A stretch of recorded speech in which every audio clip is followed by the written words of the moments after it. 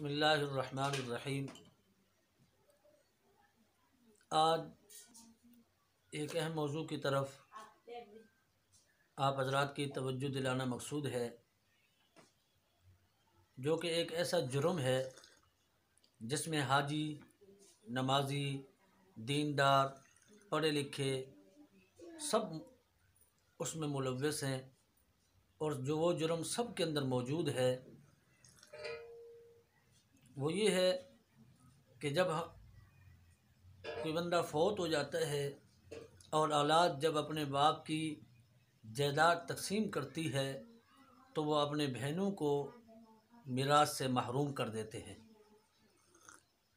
हालांकि ये बहुत बड़ा जुर्म है।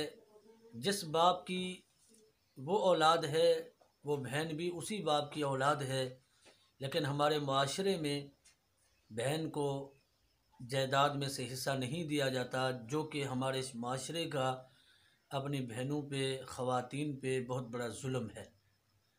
और कुछ लोग तो फिर ऐसे करते हैं, बहनों से जाके कहते हैं हमें माफ़ कर दो।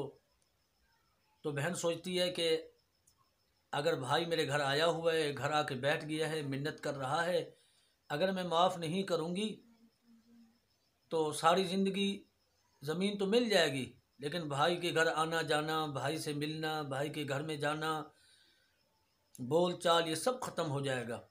तो मजबूर होके ना चाहते हुए भी अपने भाई को अपनी हिस्सा माफ़ कर देती है, और ये ज़बरदस्ती माफ़ कराया जाता है। हकीमुल उम्मत हज़रत मौलाना शाह अशरफ अली थानवी साहब रहमतुल्लाह अलैह फरमाते हैं, इस तरह माफ़ कराने से हक़ माफ़ नहीं होता। तो हमें चाहिए कि जब हम मिरास तकसीम करें, शरीयत ने, कुरान ने, अल्लाह का जो हुक्म है, अल्लाह के नबी सल्लल्लाहु अलैहि वसल्लम का जो हुक्म है, उसी के मुताबिक जायदाद तकसीम करनी चाहिए। और जिस तरह कुरान में अल्लाह ने बहनों का हिस्सा मुकर्रर कर दिया है, उसी के मुताबिक बहनों को हिस्सा दे देना चाहिए। लेकिन हमारे माशरे में ये बहुत बड़ा जुल्म है कि ख़वातीन को मिरास से महरूम कर देते हैं। और इसमें सिर्फ़ जाहिल नहीं, अनपढ़ नहीं, हाजी, नमाजी, तहज्जुद गुज़ार, वो भी इसमें शामिल हैं। एक बूढ़ा बाप अपने कमरे में बैठा कुरान की तिलावत कर रहा था, तो उसने अपने सारे बेटों को बुलाया कि मेरे पास जमा हो जाओ। उसके 5 बेटे उसके पास जमा हो गए और उसने कुरान पाक की तिलावत ख़त्म करके कुरान पाक बंद किया और अपने बेटों से कहने लगा कि मैंने अपनी ज़िंदगी गुजार ली है, अब बुढ़ापा है, न जाने कितने दिन का मैं मेहमान हूँ। मैं ये चाहता हूँ कि अपनी ज़िंदगी में अपनी सारी जायदाद तुम्हारे नाम कर दूँ और तुम्हें तकसीम कर दूँ, लेकिन एक काम तुम्हारे ज़िम्मे है कि तुम अपनी बहन को मजबूर करो कि वो अपना हक़ ना मांगे और अपने हक़ माफ़ कर दे, हाथ उठा ले, अपने हक़ का मुतालबा ना करे, ताकि उसे हम ज़मीन में से हिस्सा नहीं देंगे। जो छोटा बेटा था वो थोड़ा सा लाडला था। उसने कहा बाबा जान, क्यों आप बहन को भी हिस्सा दे दें, हम उसे क्यों मजबूर करें कि वो अपना हिस्सा छोड़े। तो उसने कहा, बूढ़े बाबा ने कहा, बात यह है कि हम अगर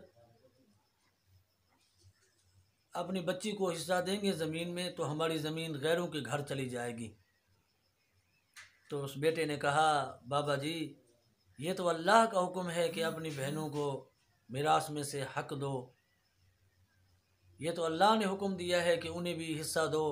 क्या अल्लाह को इल्म नहीं था कि ज़मीन गैरों के घर चली जाएगी।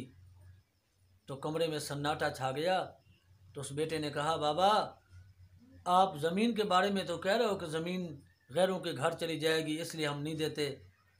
जब आप अपनी बेटी उनको दे रहे थे उस वक़्त आपने नहीं सोचा कि आपकी बेटी गैरों के घर जा रही है। बेटी तो खुशी बखुशी आपने गैरों के घर में भेज दी, और ज़मीन के बारे में कहते हो कि ज़मीन गैरों के घर चली जाएगी। आप ख़ुद बताएं, आपको ज़मीन ज़्यादा प्यारी है या बेटी ज़्यादा प्यारी है। जिस घर में आप बेटी को खुशी से दे रहे हो तो जायदाद में से उसको हिस्सा देते हुए आपको तकलीफ़ क्यों होती है, आपका दिल क्यों दुखता है। क्या आपकी दौलत, क्या आपकी ज़मीन, आपका पैसा, आपका प्लाट बच्ची से ज़्यादा कदर व कीमत रखता है। तो मेरे दोस्तों, اس کی طرف ہمیں توجہ دینی چاہیے۔ یہ بہنوں کو حق دینا یہ اللہ کا حکم ہے، اور اللہ نے صرف حکم ہی نہیں دیا، اللہ نے بہنوں کا حصہ مقرر کر دیا ہے قرآن پاک میں، اور اسی کے مطابق ہمیں اپنی جائیداد تقسیم کرنی چاہیے۔ بہنوں کو حق سے محروم نہیں کرنا چاہیے، یہ گناہ کبیرہ ہے۔ اگر انہیں ہم حق نہیں دیتے، ان کا حق ہم دبا لیتے ہیں، وہ بیچاری خاموش ہو جاتی ہے، تو قیامت کے دن ہمیں اس کا جواب دینا ہوگا۔ اللہ تعالی ہمیں اس پر عمل کرنے کی توفیق عطا فرمائے۔